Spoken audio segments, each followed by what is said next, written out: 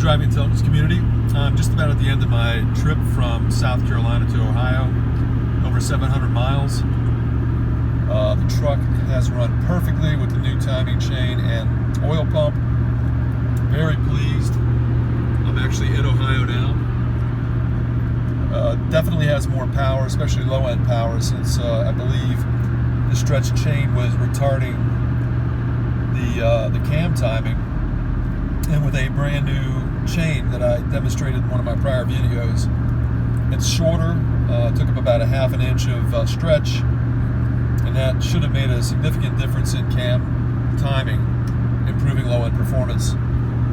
I've been through the mountains, the snow, temperatures, 15 degrees Fahrenheit.